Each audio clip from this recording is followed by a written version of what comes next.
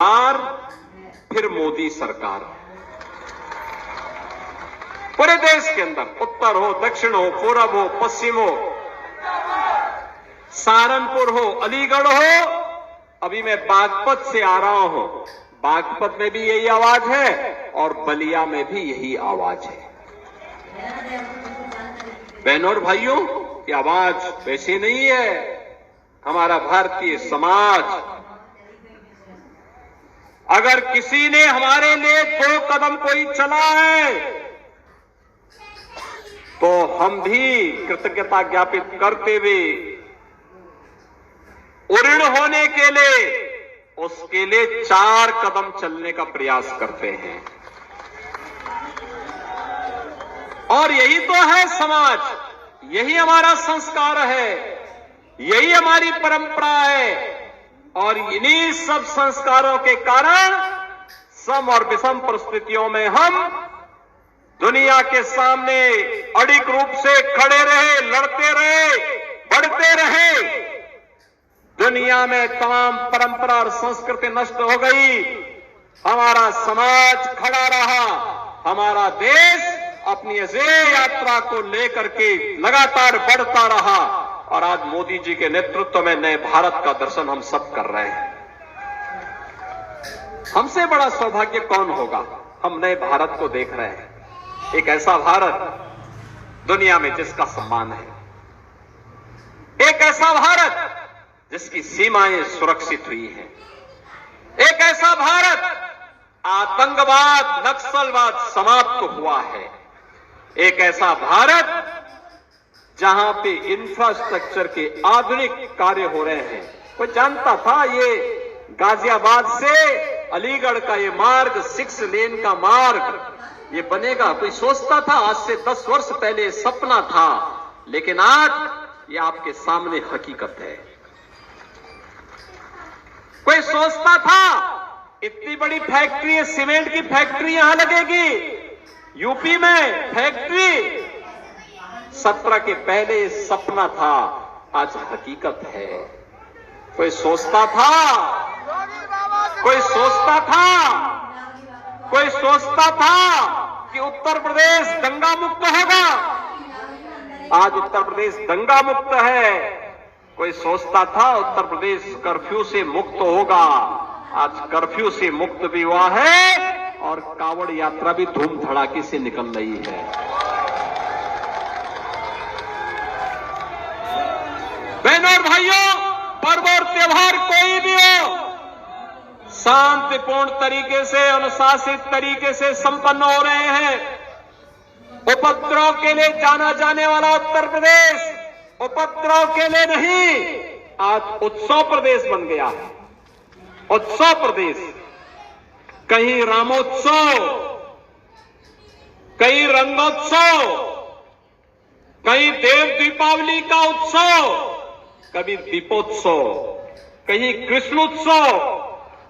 उत्सव ये उत्तर प्रदेश की पहचान बन गई है। ये नया उत्तर प्रदेश, कोई सोचता था कि गरीबों को फ्री में राशन मिल पाएगा? कोई सोचता था गरीब की सिर को ढकने के लिए छत मिल पाएगा?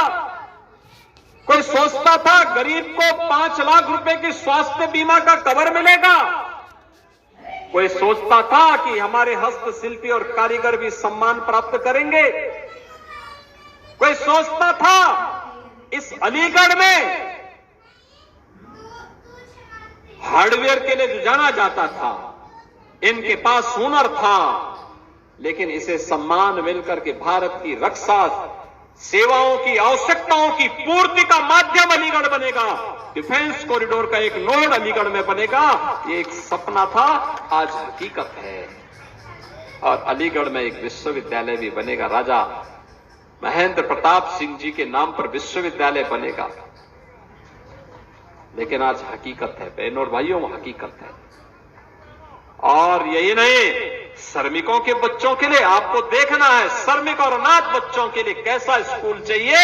अटल आवासीय विद्यालय यही बना है, मैं भी देख रहा था ऊपर से, और मैं चाहूंगा एक बार जाके जरूर देखिए। हम उत्तर प्रदेश को और देश को कहां ले जाना चाहते हैं? आप देखिए कैसे यहां पर अटल आवासीय विद्यालय है और राजा महेंद्र प्रताप विश्वविद्यालय आपका इसी अलीगढ़ में बन रहा है। उसकी बिल्डिंग को जाकर के देखिए किस प्रकार का वर्ल्ड क्लास इंफ्रास्ट्रक्चर दिया जा रहा है आप अलीगढ़ वासियों को। और इसीलिए बहनों भाइयों मैं आपके पास आया हूं आपसे कहने के लिए, इसीलिए हम लोग आए हैं। कोई सोचता था इस बार तो होली में, देखो मैं होली के आयोजन के साथ हमेशा कोई भी पर्व और त्योहार पड़ता था मैं बहुत नजदीक से उसको देखता था। मैं इसलिए देखता था क्योंकि हमारा इतिहास छुपा हुआ है उसके साथ, हमारे पूर्वजों की कीर्ति उसके साथ जुड़ी हुई है, उनका गौरव जुड़ा हुआ है। हमारे पर्व और त्योहार केवल उत्सव नहीं है, हमारा इतिहास भी है। हमारे पूर्वजों की कीर्ति के गौरव का गान भी करती हैं और इसलिए इन पर्वों के साथ जुड़ करके मुझे आनंद की अनुभूति होती थी। होली भी मैं देखता था। आप याद करिए बरसाना और वृंदावन की होली पहले इस रूप में नहीं थी, हमने आज उसको वर्ल्ड क्लास की बना दी। दुनिया आज वहां आती है, आप जाइए ना देखिए वहां। इस बार बरसाना में 10 लाख लोग होली के दिन वहां आए थे, 10 लाख लोग होली के दिन, और नहीं 17 के पहले मुश्किल 20-25 हजार लोग आ पाते थे। 10 लाख लोग इस बार साक्षी बने हैं वहां के होली के। कभी बरसाना में, कभी नंदगांव में, कभी गोकुल में, कभी वृंदावन में, कभी गोवर्धन में, ये सभी हर दिन 15 दिन तक ये चलता था। और वहां पर हमारे पूर्वी उत्तर प्रदेश में भी यही गाना गाया जाता था, होली खेले रघुबीरा अवध में, होली खेले रघुबीरा, यही लोग खेलते थे। लेकिन मैं अफसोस करता था कि रघुनंदन प्रभु राम को होली खिला रहे हैं, लेकिन प्रभु राम तो अयोध्या में विराजमान है ही नहीं।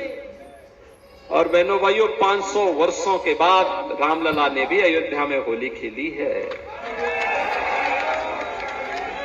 ये सब सपना था 14 के पहले और 17 के पहले, सब सपना था, आज ये हकीकत बनी है।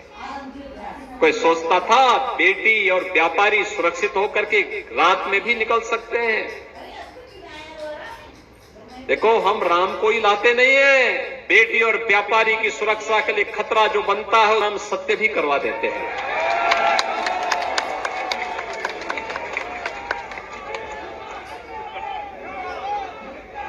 प्रभु राम का नाम लेकर के जीवन यापन करते हैं, राम के बगैर कोई काम नहीं। लेकिन जब कोई सुरक्षा, समाज की सुरक्षा के लिए खतरा बनेगा तो उसका राम नाम सत्य भी तय है। और इसीलिए हमारा गाजा है बहनों और भाइयों, जो 10 वर्ष पहले सपना था आज वो हकीकत बना है। इसलिए बना है आपके एक वोट की कीमत ने बनाया है। एक वोट गलत लोगों को जाता था, देश भ्रष्टाचार के आकंठ में डूबता था, अराजकता और उपद्रव के आकंठ में डूबता था, कर्फ्यू लगता था, अराजकता फैलती थी, गुंडागिर्दी फैलती थी। हमारा ही वोट, हमारी बेटी और हमारा ही नौजवान उसकी चपेटे में आता था। वोट हमारा, तो पाप के भागीदार तो हम ही को बनना है जब गलत लोगों को हम देंगे। और इसीलिए मैं आया हूं, एक वोट आपने मोदी जी को दिया, मोदी जी के नाम पे दिया, तो मोदी की गारंटी आपके भविष्य को बनाते हुए दिख रही है। आप देखो ना, world class infrastructure, highway, railway, airport, ये भी बन रहे हैं, डिफेंस कॉरिडोर, निवेश, मेडिकल कॉलेज, विश्वविद्यालय, ये फैक्ट्रियां देख रहे होंगे। वंडर सीमेंट की कितनी बड़ी फैक्ट्री बन गई है। चीनी मिल भी आएगा भैया, चिंता मत करो, वो भी हम ही लोग लेके आने जा रहे हैं। गन्ना बोना शुरू करो, चीनी मिल भी हम ही लोग लगाएंगे। चीनी मिल भी हम ही लोग लगाने जा रहे हैं, चिंता मत करो। और इसलिए हम लोग कह रहे हैं, पिछली सरकारों ने चीनी मिलों को बेचा था और 5-5, 7-7 वर्षों तक गन्ना मूल्य का भुगतान नहीं करते थे। और बहनों भाइयों, आज 120 चीनी मिलों को चला रहे हैं। जब हमारी सरकार 17 में आई थी, जब 2017 में सरकार आई थी, मात्र 115 चीनी मिलें थी। आज 120 चीनी मिलों को चला रहे हैं यूपी में। चौधरी चरण सिंह जी की जन्मभूमि की, कर्म भूमि की चीनी मिल रमाला चीनी मिल का पुनरुद्धार हमारी सरकार ने करवाया है। नई चीनी मिल हमने वहां पर दी है। और यही नहीं, पहले गन्ना किसानों के गन्ना मूल्य का भुगतान 5 वर्ष और 7 वर्ष तक में होता था। आज हमने सुनिश्चित किया 120 में से 105 चीनी मिलें एक सप्ताह में गन्ना मूल्य का भुगतान कर रही है। 15 चीनी मिलें ऐसी हैं जिनके भुगतान में थोड़ी लेट है, उस पे भी पेंच कसा जा रहा है, क्योंकि पेंच थोड़ा इतना कसना चाहिए कि टूटने न पाए। मिल भी चलाना है, क्योंकि अन्नदाता किसान का हित तो तभी होगा। और हमने चीनी मिलों को ऐसा कसा है, क्योंकि लोगों को पहले से लगता था कि अपराधियों का कुछ नहीं होगा। लोग अपराधियों को महिमांडन करते थे। हमने कहा इन अपराधियों को तो जीना आराम कर देंगे, गली में तख्ती जरूर लटका देंगे।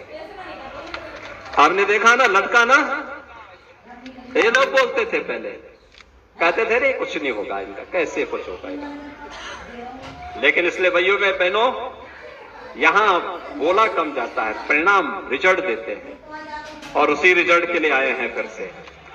मोदी जी ने जो करके दिखाया है 10 वर्ष में, यही मोदी की गारंटी है। देख रहे हैं ना, देश के अंदर 80 करोड़ लोगों को फ्री में राशन, 60 करोड़ गरीबों को 5 लाख रुपए की स्वास्थ्य बीमा का कवर, 12 करोड़ अन्नदाता किसानों को किसान सम्मान निधि का लाभ,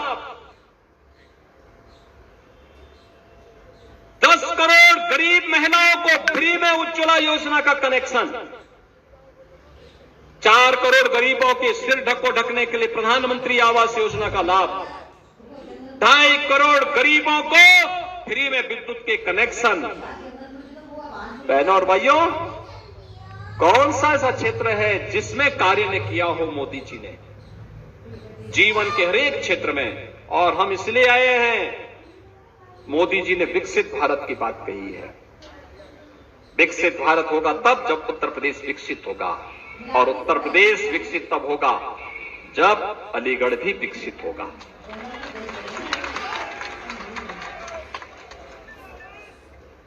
विकसित जब होगा, और विकसित तब होगा जब यहां पे मां लक्ष्मी का प्रतीक कमल खिलेगा।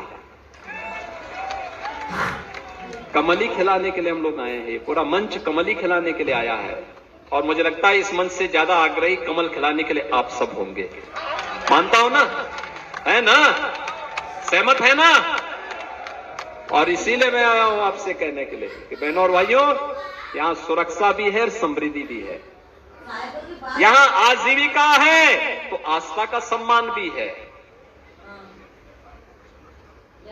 यहां उपद्रव नहीं उत्सव है। और इसीलिए आपके कहने के लिए आए हैं कि मोदी जी को तीसरा कार्यकाल दीजिए। पहले 3 वर्ष में ही भारत दुनिया की तीसरी बड़ी अर्थव्यवस्था बनेगा।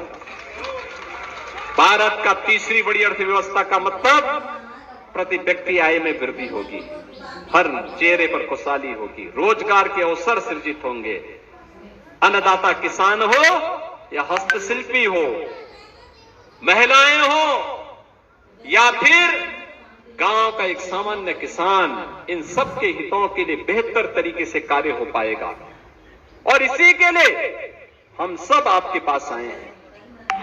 हम मानते हैं श्री सतीश गौतम तीसरी बार चुनाव लड़ रहे हैं। 5 साल आप दौड़ाइए, चुनाव के दौरान प्रत्याशी घर घर नहीं आ पाता, क्योंकि सीमित 14 दिन के अंदर चुनाव लड़ना होता है। और उन दिनों में उनके लिए कह पाना कि घर घर आएंगे, गांव गांव आएंगे, संभव नहीं होगा। मेरी आप सबसे अपील होगी, मोदी जी का प्रतिनिधि बनकर के,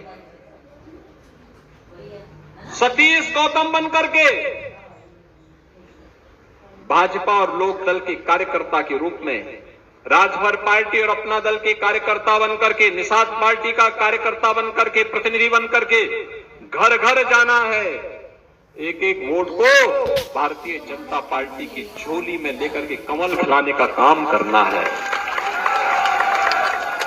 और अब तो और भी अच्छा हो गया जी, अब तो सभी लोग मिलकर के हर ओर, यानी विपक्ष को तो प्रत्याशी नहीं मिल पा रहे हैं, रोज चेंज हो रहे हैं, रोज ही चेंज हो रहे हैं। मैं एक दिन समाजवादी पार्टी के एक नेता का बयान पढ़ रहा था कि हमारे राष्ट्रीय अध्यक्ष तय करें। अरे कौन सा समाजवादी पार्टी में राष्ट्रीय अध्यक्ष की बात कर रहे हैं? एक ही परिवार के सभी लोग हैं, कोई राष्ट्रीय उपाध्यक्ष है, कोई राष्ट्रीय अध्यक्ष है, कोई राष्ट्रीय उपाध्यक्ष है, कोई महामंत्री है, एक ही परिवार के सभी लोग हैं। ये क्यों नहीं बोलते कि परिवार के अंदर बैठ के हम तय कर लेंगे? बहनों और भाइयों, हम सबको अभी से लगना है, घर घर जाना है। 26 अप्रैल को आपकी वोटिंग होनी है और 26 अप्रैल की तैयारी के लिए आपके पास चुनाव प्रचार के लिए मात्र 20 दिन का समय है। इन 20 दिनों के अंदर 19 दिन ही आपके पास हैं, क्योंकि 23 की शाम को, 24 की शाम को प्रचार बंद हो जाएगा। और अभी से लग करके, प्राणपण से जुट करके मोदी जी के प्रति, देश के लिए उन्होंने जो किया है उसके प्रति कृतज्ञता ज्ञापित करने के लिए हम सब कार्य करेंगे। इस विश्वास के साथ आप सबसे मेरी विनम्र अपील होगी, सतीश गौतम को इस बार का चुनाव महत्वपूर्ण होगा। पिछली बार जितने वोट से जीते और पिछले 2 बार का जो वोट उनका हुआ है, उन दोनों को मिला करके जितनी बढ़त थी दोनों बार, उन दोनों की संयुक्त बढ़त बना करके आप उतने से उन्हें विजयी बनाने में अपना योगदान देंगे।